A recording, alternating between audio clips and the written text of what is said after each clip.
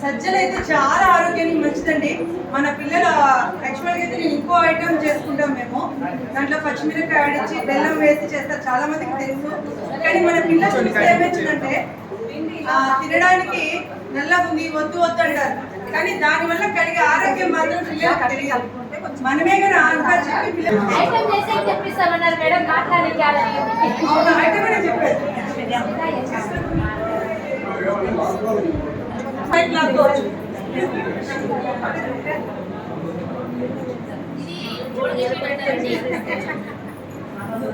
ఇది భక్ష్యాలు చేసే స్వీట్. ఇది దీంట్లో సత్తనట్టలు నేను చేసేది. దీంట్లో అయితే ఎంత బదలాలైనా వస్తాయి ఈ స్వీట్. నాకైతే ఇది తెలియదండి. ఎప్పుడు మనం ఇంట్లో ప్లాస్టిక్ కవర్ల మీద దేని మీద చేస్తాం, అవునా కదా? పిల్లలైతే తెలుసుకోవాలి. అక్కడ స్లోగా స్లోగా కనిపిస్తుందండి అందరికి? కనిపించట్లేదా? ఓ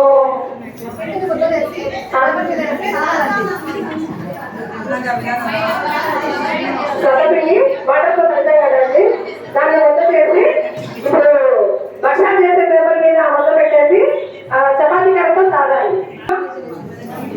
ఒకరు ఇద్దరు ముగ్గురు, ఓకే ఓకే.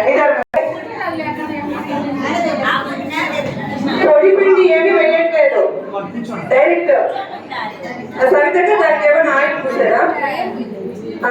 మొత్తం మీద మేడం నేను చేసి చూపిస్తాను మన వాళ్ళందరికీ అంటే సరే నేను ఒప్పుకున్నా, కానీ చాలా చాలా తెలుసుకుంటున్నామండి. అంటే దానికి ఆయిల్ పూసుకున్నా కూడా స్మూత్ వచ్చేస్తున్నా. చూపించండి, చూడండి.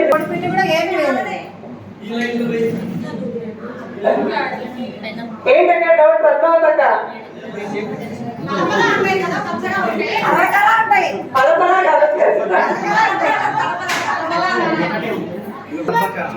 పైన చేసే విధానం బట్టి పైకి తీయాలి. కొంచెం ఆంటీ తీస్తా. ఆఫ్లో ఉంది, నేను ఆఫ్లో పెట్టినా.